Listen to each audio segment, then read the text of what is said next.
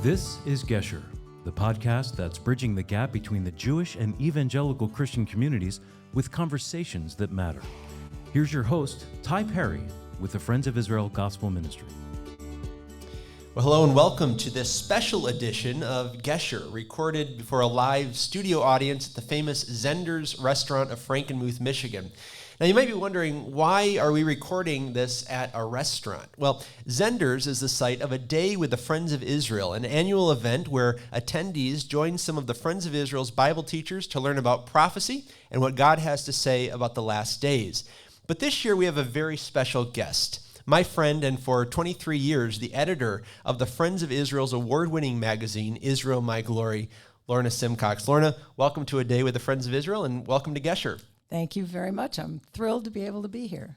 Lorna, your story is, yes, please, applause. Your story has touched so many people because you detail not only the account of what your life was like growing up in an observant Jewish home, but also of how you came to know the Lord. And it's a remarkable story. We're not even going to be able to really scratch the surface today. And so I encourage listeners and attendees to make sure you get a copy of The Search. And it has an updated cover. You might recognize this young lady on the front. Nobody recognizes it. I can tell exactly who it is, Lorna. I want us to begin back to your earliest days. You were born and raised in Vermont, Yes. in a conservative Jewish home. Mm-hmm. Tell us about those growing up years. What was life like for a Jewish family in those post-war years? Well, we had the largest Jewish community in the state of Vermont because it was Burlington, which is the largest city. And we had a great family atmosphere. I went to Hebrew school all the time from, I think, when I was 5 years old was when I started Hebrew school.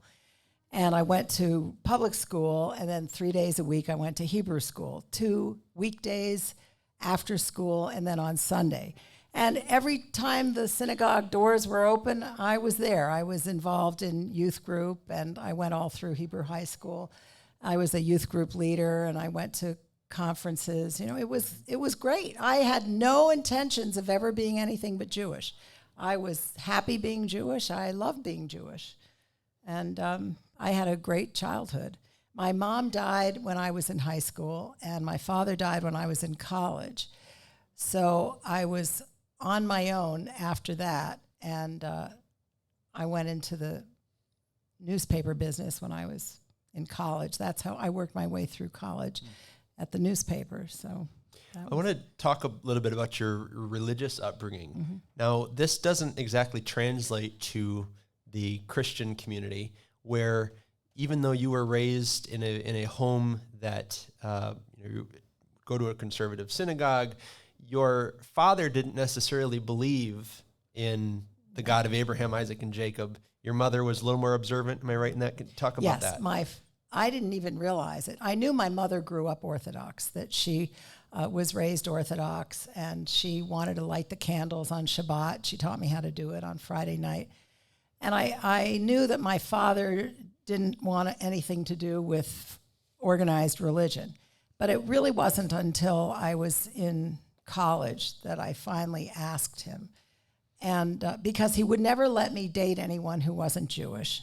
And he was the sweetest guy, but he did tell me, he said, if you married anyone who's not Jewish, you're dead to me. And that wasn't my dad. He was very affectionate, very demonstrative. He was just so sweet. But then he told me one time, my mom had already died, and he said he didn't believe in God. I asked him a question, and he said, well, I don't believe that. I don't believe in God. I said, what do you mean you don't believe in God? I can't date anyone who's not Jewish, and you don't believe in God? I don't get it. And he said that he felt that if there were a God, he would not have allowed 6 million Jewish people to die in the Holocaust, which I found out later is not unusual for Very Jewish common. people to feel that way. But he wanted me to only date and marry someone Jewish because he felt that if the Jewish people didn't stick together, we would be annihilated. And he said the Gentiles will never accept you. They'll never accept you. You will always be an outsider. Stick with your own people. And that was his feeling. I want to fast forward a little bit. You mentioned your parents pass away. You're a young woman. As an adult, you were and you are a go-getter. You're ambitious in a good way, in a wonderful way. You worked as a reporter. Eventually, you traveled as an installer of computer software for phototype setting systems. And this is where your life really starts to look like a fairy tale in many ways. It was good. I had a good life. Yeah. Talk just briefly about that. Well, I by the time I was 26, I was the city editor for the newspaper, which is the largest newspaper in Vermont. But I was tired of being in Vermont. You know, I mean, there used to be a joke that was there were more cows than people in Vermont. There were definitely more cows than there were eligible Jewish men in Vermont, for sure. And I felt if I didn't get out of Vermont, I would never get married, you know, and I was stuck in this tiny little town. So I started traveling and working for this Dymo Graphic Systems, and I was traveling. And that was where I met my first husband. Most of you probably know that I was widowed when I was 33 years old, and we had a 3-year-old daughter. And I thought in that time that I probably, when I married him, I would have told you I'd committed the unpardonable sin because he was Baptist. And I really had trouble with that. That was the biggest thing I had, was feeling like I was betraying my parents and I was betraying my upbringing, and I was marrying somebody who worshiped, a pagan god, the way I looked at it. And that was when I was talking. Do you want me to? Yeah, go ahead. Well, I remember one day I was talking to my husband, and I asked him, I said, I don't understand. I saw his mother. His mother lived in North Carolina on the same farm that he grew up on, and she had been a widow since the 1952 was when her husband died, and she had 7 kids. And my husband was next to the oldest, and she had 2 left in high school. And I got very close to her, and I watched her very closely. She was very, very devoted to God, but in a way I'd never seen before, because God was personal to her. Jewish people have a lot of prayers. Everything is a rote prayer, a written prayer. You say the same thing over and over and over again. She didn't pray that way. I would watch her, and she would get down on her knees, and she was 76 years old at the time, and I knew she had arthritis, and she would pray, and she would say things like, well, she would tell her kids, you shouldn't do that. The Lord doesn't like that. Or, the Lord's not going to be happy with you. And she would tell me stories about things that God did for her, and it was very personal. It was like he was her best friend. He was right there with her all the time. I had never seen that before in my life. And she was as sure that she was going to heaven as though she'd already been there. And there was another aspect to that. In your book, you write about how growing up you understood who the God of Israel was, but you had never heard that he loved Lorna. Correct. So did you learn that from your mother-in-law, Thelma? No, actually, I wasn't saved yet. My very best friend to this day had gotten saved. She also was Jewish, and she prayed for me for a whole year, and then she started witnessing to me, but she gave me the gospel, my friend Nancy. And she was the one who persuaded me to read the Gospel of John. She said, why don't you do that? And I was putting my daughter to bed for a nap, and I'd sit and I would read because I wanted to know the truth. I didn't understand why Gentiles believe that a man was God. I wanted to know who is Jesus? You know, and I knew that if I was wrong, and I knew Jewish history really well because I went to 12 years of Hebrew school. I knew God was always mad at us, you know? Like, you can't read the Old Testament without realizing, I felt like we couldn't do anything right. We were always wrong about everything. And I thought, if we're wrong about this, then I am going to hell. And that scared me a lot. And I needed to know the truth. So she told me, why don't you start, read the Gospel of John. So I got to John 3:16, and I just put my own name in it. I know we tell people today to do that. Nobody told me. I think the Lord must have just told me. And I read, for God so loved Lorna. And I never, ever heard that before, because I always was afraid of punishment. Because of all the things that my people had done wrong, I was always looking at punishment. And I read a little bit in Deuteronomy, and oh my goodness, I was shocked when I was reading, I think it's chapter 28. I felt like I was reading the Holocaust in advance of what happened. Yeah. And I had never read it like that before. So John 3:16 was really what the Lord used to show me that he loves me. And that was a big thing to me. Now, in your story, and I kind of got you out of order a little bit, I'm sorry, but Nancy, you were friends with Nancy since girlhood. 12 years old. But she wasn't raised in a home where they believed Jesus was the Messiah. No. So something is happening in her life a little bit earlier than yours when you're struggling through this. So what's going on in her life at this time? Well, she had moved to California, and she was working in a hospital out in California. And one of the nurses there was a believer. And that nurse started witnessing to her. And it took her a year of reading. She was reading everything, and she finally got saved. But she was terrified to tell me, because she told me afterwards, she said, well, you're so Jewish, you should have been a rabbi.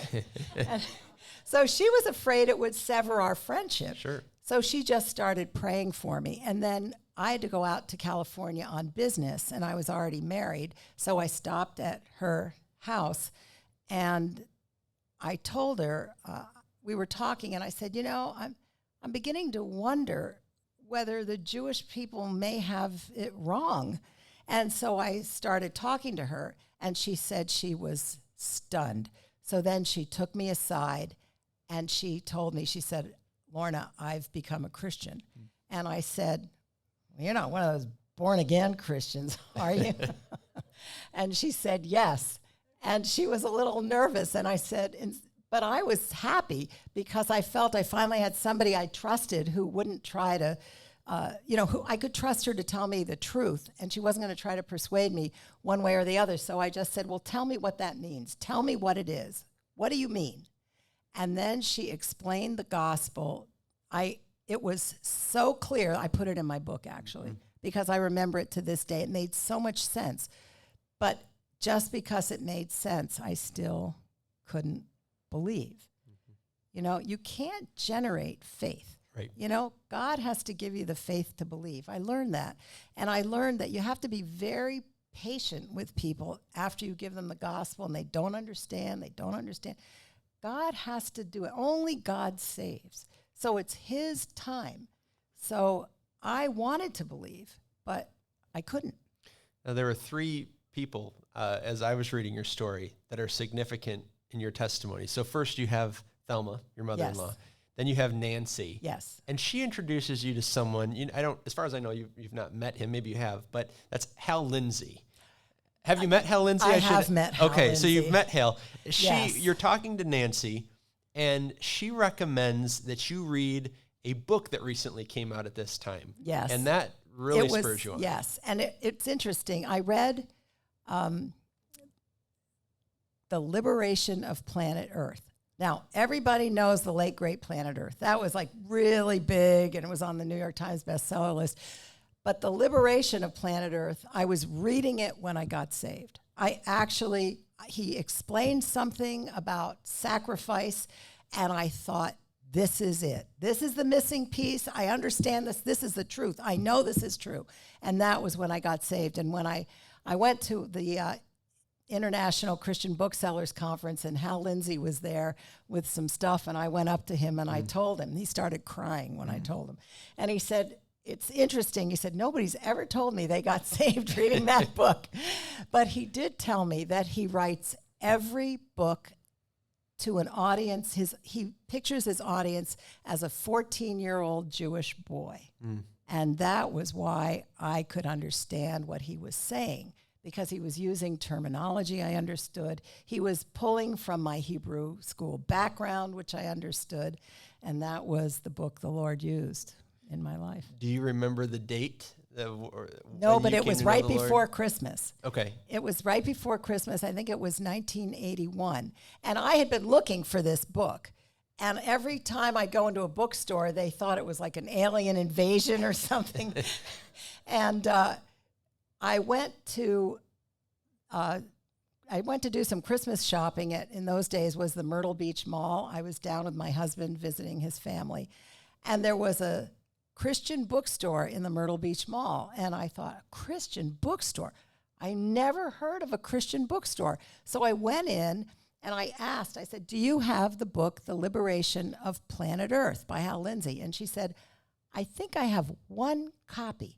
And she walked me all the way to the back of the store, and behind another book of a totally different title, she picked up the first book, and behind it was the one copy that God had put there just for me. Wouldn't let anybody else buy it. And I read that book. I sat on my mother-in-law's couch, and I was reading and reading and reading. And I remember I got to the part where he was explaining in the book of Hebrews, he talked about the blood of bulls and goats, which I knew very well, the sacrificial system. And he said, if the blood of bulls and goats took away the sin of man, why would it have to be done over and over and over again? And that it was just temporary until the one final sacrifice. And when I read that, I just knew. I knew that that was right. So when you become a believer, you become a Christian, from your background, that would have seemed like you've just abandoned your people completely. I felt that way too. Did you feel that way Yes. when you became a believer? Yes, I did. How did that change over the, because I know you now, you don't say, oh, I used to be Jewish. No, I'm Jewish. You're Jewish. I'm So what happened there? Well, I have struggled with guilt for a long time, and I couldn't take it anymore. And I remember I was praying and praying, and the Lord directed me to Romans 1. And I was reading, for I'm not ashamed of the gospel of Christ, for it is the power of God unto salvation to everyone who believes, to the Jew first, and also to the Greek or Gentile. And it was like the Lord said to me, this is what I've been wanting for all Jews, Lorna. They missed it. This is what I want for them all. I gave it, and all of a sudden I realized this was what, this was right. I knew that being a believer was right, but then it gave me almost a burden for everybody else who wasn't, and all the guilt just evaporated. I felt this was my mission now. Yeah. Well, on that note, a lot of my rabbi friends, they will often say the difference between Judaism and Christianity is that Christianity is about creed, what you believe. Judaism is about deed, what you do. I always push back a little bit. I don't think that's true. But how did you see your life changing? How did it change after you came to faith in the Messiah? Well, the first thing I did was I went to church, which I hadn't done before. And it was right before, I might not have the dates right, but I remember I went to church and they were doing communion. Now, I never told my husband I got saved because I felt funny, So I filled out a form that said I wanted to be baptized. So on Monday night, there was a knock on the door, and my husband said, well, that would be the Monday night visitation team coming. And I said, what's that? So this wonderful couple from my church came in and started talking to us, and we were talking. And I, when they asked about faith, I said, I believe in Jesus. Now, to me, that was a huge confession because I didn't believe anything about Jesus before. But to them, it wasn't the right language. Sure. The lingo wasn't correct. So my husband just said, he was Southern, he said, well, honey, I think you better tell him the whole story. And that's when he got the whole story. And so then they told me about women's Bible study at my church, at the church that we had gone to. So I went to that. And then I found out about Sunday school. I went to that and Wednesday. So before I knew it, I was going to church all the time. And then at the women's Bible study, there was a woman there. Well, the first thing that happened at the ladies' Bible study was that I didn't know what was going on, But I was a reporter, so I wasn't afraid to ask a question. So I'd raise my hand and, what does witnessing mean? I had no idea what witnessing meant. And they realized this woman, she's not one of us. We need to be really nice to her. And they were great to me. And one of the women invited me to Christian Women's Club. In those days, Stonecroft Ministries had Christian Women's Club, and that was big in my area. They would get about 200 women to a luncheon. So she invited me, and then the next thing I knew, they wanted me on the board. I was a brand new believer, but they gave me this tiny little job. It's not like they put me in a big job.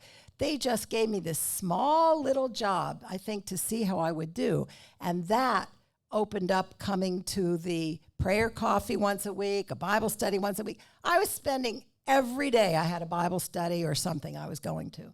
And my whole life changed. And it was a good thing, really, because I think it was 2 years later, my husband died.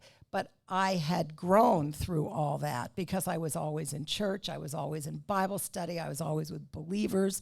And I learned how to pray out loud, which was different for me, and in your own words, instead of reading words in Hebrew that I didn't understand. So the Lord really, I felt like he hugged me really tight and just grew me fast, because he knew what was going to happen and he wanted me to be prepared for it. Yeah. Well, there's so much more to your story, so much more. As I said, we've only scratched the surface, the story of how you came to the Friends of Israel, how you met our beloved Tom. There's so much here. And so I want to just reiterate to my listeners and to those attending today, please get a copy of the cert so you can read more about this. But Lorna, I want to thank you for taking the time to share your story with us today and for coming on Gesher. It was a pleasure. Thank you.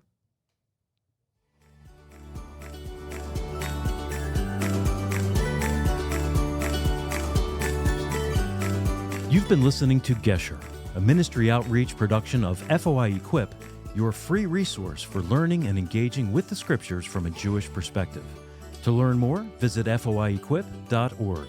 And for more information about Ty, visit foi.org/Perry. Until next time, may the Lord bless you and keep you. Shalom.